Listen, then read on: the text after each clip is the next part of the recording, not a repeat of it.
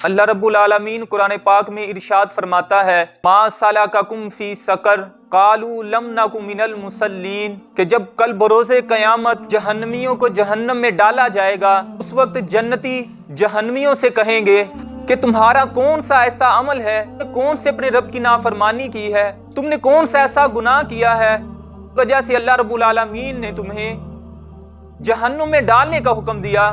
تو وہ جہنمی جنتیوں سے کہیں گے قالوا لم نک من المصلین، ہم نماز نہیں پڑھتے تھے، ولم نک نطعم المسکین، اور ہم مسکینوں کو کھانا نہیں کھلاتے تھے، وکنا نخوض مع الخائضین، اور بیہودہ باتیں کرنے والوں کا ساتھ دیتے تھے، جو بے حیائی کی باتیں کرتے تھے، فضول باتیں کرتے تھے، ہم ان کا ساتھ دیتے تھے۔ ہم نے یہ سوچنا ہے کہ آج ہم اس زبان سے قرآن پڑھتے ہیں، زبان سے حدیث بتاتے ہیں، زبان سے تسبیحات کرتے ہیں، ہم اسی زبان سے اپنے رب کی نافرمانی کرتے ہیں، اسی زبان سے لوگوں کی برائیاں کرتے ہیں، اسی زبان سے بے حیائی کی باتیں کرتے ہیں، اسی زبان سے فضول باتیں کرتے ہیں۔ اللہ تعالیٰ بڑا حیا والا ہے، اللہ تعالیٰ پاک لوگوں کو پسند کرتا ہے۔ اللہ تعالیٰ یہ چاہتا ہے کہ جب اللہ کی تعریف کی جائے، قرآن کو پڑھا جائے، حدیث کو پڑھا جائے، تو اس کو ان زبانوں سے پڑھا جائے، اس زبان سے پڑھا جائے کہ جس زبان نے کبھی گناہ نہ کیا ہو، کسی کی برائی نہ کی ہو، کسی کی دل آزاری نہ کی ہو۔ اگر دل آزاری کر لی، گناہ کر لیا، تو اپنے رب سے توبہ کر لی، پھر تو اللہ تعالیٰ اس زبان کو پاک فرما دیتا ہے۔ لیکن ہم تو توبہ بھی نہیں کرتے، پھر ہم یہ کہتے ہیں تو نماز بھی پڑھتا ہوں، وقت کی نمازوں کی پابندی بھی کی ہوئی ہے، قرآن پاک کو بھی پڑھتا ہوں، میں تو حدیث پاک کو بھی سنتا ہوں، میں تو لوگوں کو اچھائی کی دعوت بھی دیتا ہوں، مگر ہم یہ بھول جاتے ہیں کہ ہم اسی زبان سے فضول باتیں بھی کرتے ہیں، اسی زبان سے ہمارے لوگوں کی دل آزاری بھی ہو جاتی ہے، اسی زبان سے ہم جھوٹ بھی بولتے ہیں، اسی زبان سے ہم غیبت بھی کرتے ہیں، لوگوں پر بدگمانیاں کرتے ہیں، لوگوں پر بہتان لگاتے ہیں۔ بہتان کے حوالے سے آتا ہے کہ نبی علیہ الصلوۃ والسلام نے ارشاد فرمایا کہ کل بروز قیامت جب پل صراط سے لوگ گزرنے لگیں گے تو جو لوگوں پر بہتان لگایا کرتا تھا اس شخص کو اس پل پر روک دیا جائے گا، اور اللہ کا حکم ہوگا کہ جس شخص کے بارے میں، جس انسان کے بارے میں تو نے بدگمانی کی تھی، برائی کی بات کہی تھی، جان بوجھ کر جھوٹ اس پر باندھا تو نے، تو اس شخص کو اس پل پر روک دیا جائے گا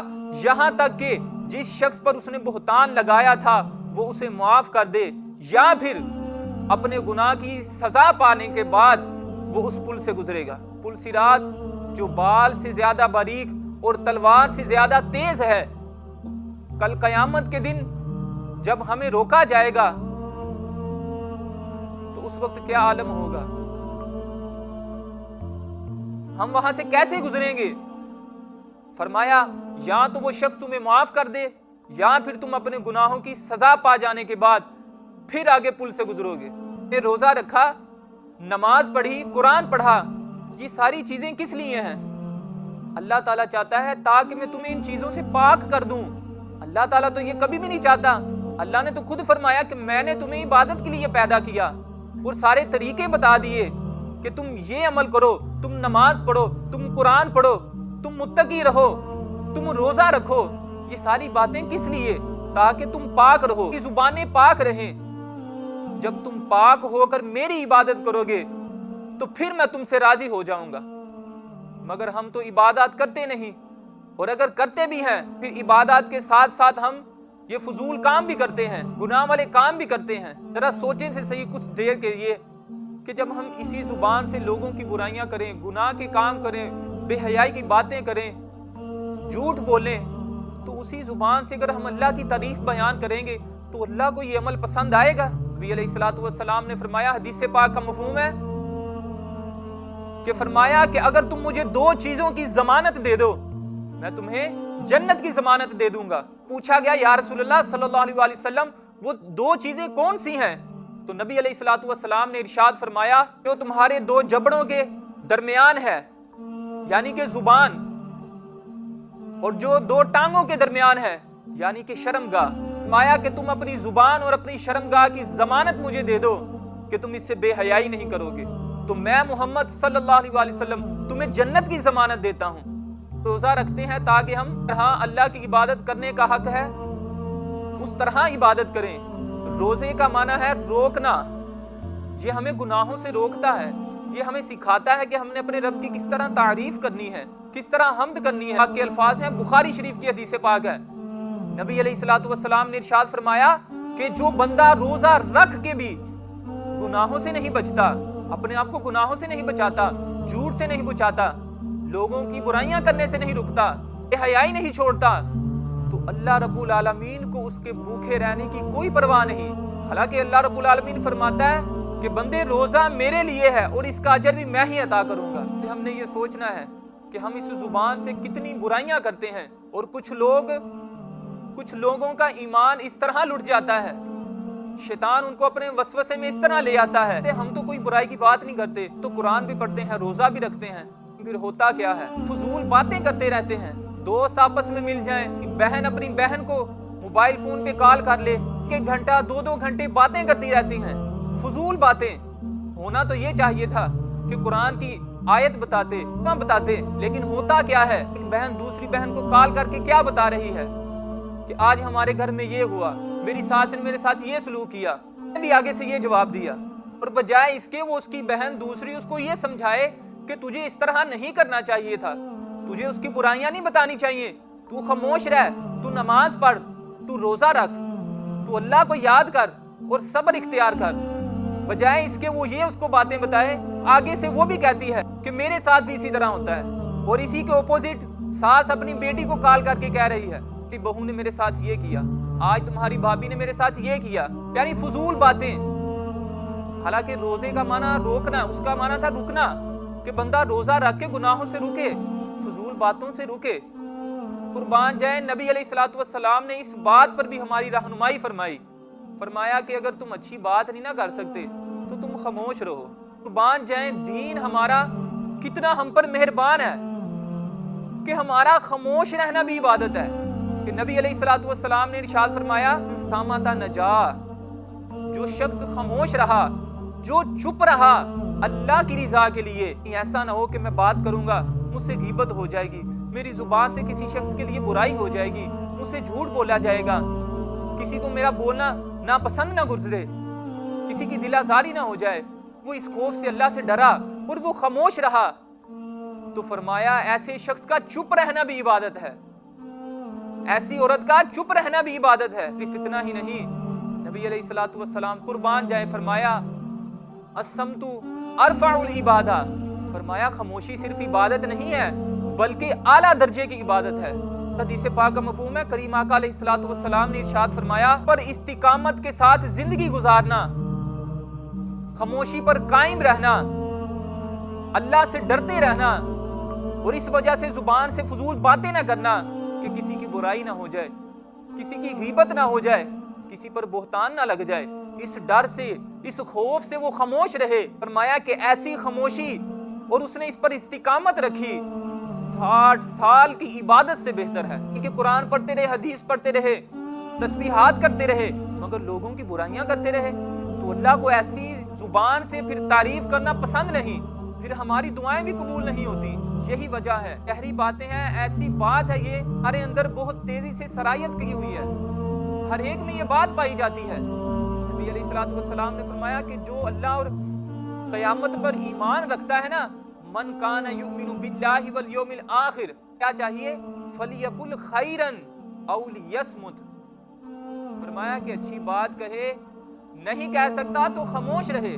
یہاں پر بات بتاتا چلوں کہ خاموشی بھی ایسی نہ ہو کہ جس میں ہمارے ذہن میں شیطانی وساوس آنے لگیں، برائی کا خیال آنا شروع ہو جائے، ایسی خاموشی اختیار نہیں کرنی۔ اپنے ذہن میں غیر محارم کے خیالات لا رہا ہے، ایسی خاموشی اختیار نہیں کرنی۔ دیکھتے ہیں، ہم سنتے ہوں گے کہ ہم اس زبان سے کتنے الفاظ ادا کر جاتے ہیں، کتنے لوگوں کا دل دکھا دیتے ہیں، کتنی برائیاں کرتے ہیں۔ روزہ رکھا ہوا ہے، چل کال کر کے پوچھا جا رہا ہے، رات کو ڈرامہ لگا تھا نا، اس میں کیا ہوا؟ میرا وہ ایپیسوڈ مس ہو گیا، ہمارا نیٹ نہیں چل رہا تھا، مجھے بتانا کہ اس میں کیا ہوا آگے۔ دوست آپس میں مل رہے ہیں، بہنیں آپس میں مل رہی ہیں، فلاں ایپ کے بارے میں مجھے بتانا، مجھے سمجھ نہیں لگ رہی۔ ایسے لے کر دکان پر جاتے ہیں، وہ جا کر کیا کہتے ہیں؟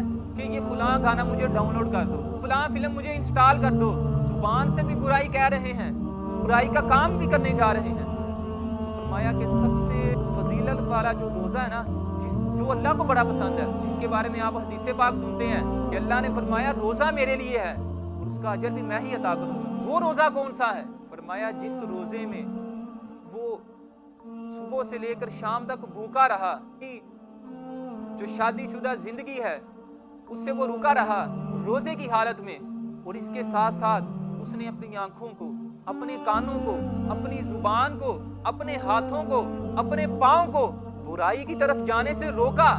فرمایا یہ اعلیٰ درجے کا روزہ ہے۔ اور اس سے بھی اعلیٰ درجے کا روزہ کون سا ہے؟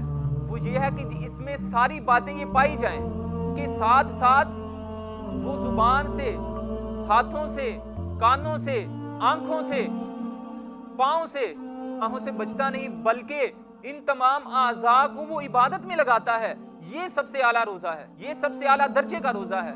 یعنی زبان کو برائیوں سے بچاتا ہے، کانوں کو حرام سننے سے بچاتا ہے، آنکھوں کو حرام طرف جانے سے بچاتا ہے۔ صرف اتنا ہی نہیں، پھر وہ کرتا کیا ہے؟ اپنی آنکھوں کو قرآن دیکھنے میں لگاتا ہے، اپنی زبان کو قرآن پڑھنے میں لگاتا ہے، اپنے پاؤں کو نیکی کی طرف لے کے جاتا ہے، اپنے ہاتھوں سے قرآن کو پکڑتا ہے۔ یہ ہے وہ روزہ جس کے بارے میں اللہ رب العالمین فرماتا ہے کہ روزہ میرے لیے ہے اور اس کا اجر بھی میں ہی عطا کروں گا۔ پوری روئے زمین سونے کی ہو جائے اور اس شخص کو عطا کر دی جائے تو فرمایا یہ ایک نفر روزے کا بھی اس کو اجر نہیں ملا، ابھی بھی اس کا اجر باقی ہے۔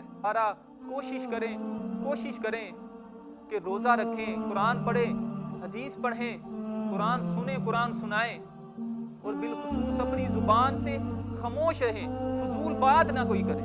حضرت ابوبکر صدیق رضی اللہ تعالیٰ عنہ جنتی صحابی ہیں جنہیں حضور صلی اللہ علیہ وسلم نے یہ خوشخبری دی کہ آپ جنتی ہیں۔ قربان جائیں ان کا ایمان کا عالم کیا ہے، ان کے تقوی کا عالم کیا ہے۔ انہیں منہ مبارک میں پتھر رکھتے تھے، کس وجہ سے رکھتے تھے؟ کہ کہیں یہ زبان، کہیں اس میں زبان سے کسی کی برائی نہ کر دوں، کہیں یہ میری زبان کچھ غلط الفاظ نہ ادا کر دے، مجھ سے غلط بیانی نہ ہو جائے۔ کہتے تھے کہ میں زبان سے بڑا ڈرتا ہوں کہ یہی میرے رب کی ناراضگی کا سبب ہے اور یہی میرے رب کی رضا کا سبب ہے۔ اپنے منہ مبارک میں پتھر رکھا کرتے تھے، پھول بات نہ کر سکوں۔ حدیث پاک میں آتا ہے کہ نبی علیہ الصلوۃ والسلام نے ارشاد فرمایا کہ جب صبح ہوتی ہے تو جسم کے تمام اعضاء جھک جاتے ہیں اور زبان سے کہتے ہیں تو ہمارے معاملے میں اللہ سے ڈر، زبان تو ہمارے معاملے میں اللہ سے ڈر، ہمارا تعلق تیرے ساتھ ہے، اگر تو سیدھی رہی تو ہم بھی سیدھے رہیں گے، اگر تو ٹیڑھی ہو گئی، اگر تو بگڑ گئی تو ہم بھی بگڑ جائیں گے۔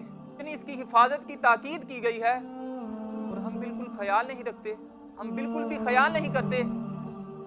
ذرا سوچے تو صحیح، جب اسی زبان سے کسی کی برائی کی، اسی دل میں کسی کا بغض رکھا، کسی کے لیے نفرت رکھی، وہ نفرت بھی کس کے لیے رکھی جا رہی؟ اپنی بیٹی کے لیے، اپنے بھائی کے لیے، اپنی بہن کے لیے۔ دل میں قرآن بس جائے گا؟ کیا اس زبان سے پڑھا قرآن اللہ کو قبول ہوگا؟ کیا اس زبان سے پڑھی حدیث اللہ کو قبول ہوگی؟ کیا اس زبان سے مانگی دعا اللہ کو قبول ہوگی؟ تو خدا را ان باتوں کو سمجھا کریں، ان کو سوچا کریں اور ان پر اللہ سے دعا مانگا کریں کہ یا باری تعالیٰ تو مجھے ایسا کر دے کہ مجھ میں یہ عمل نہ پایا جائے، یا اللہ تو مجھے اس سے بچا۔ اگر کبھی غلطی ہو جائے، رات کو جب سونے لگیں تو سوچا کریں آج میں نے اس زبان سے کیا کیا الفاظ ادا کیے، کیا میں نے کوئی نیکی کا کام کیا، کیا میں برائی کہنے سے اپنے آپ کو روکا، میں اس کی برائی کرنے لگا لیکن میں نے فوراً اس زبان کو روک لیا۔ وہ شخص میرے سامنے کسی کی برائی کر رہا تھا تو میں نے اس کو فوراً روک دیا کہ اللہ نے فرمایا کسی کے لیے برائی نہیں کرتے، کسی پر بہتان نہیں لگاتے،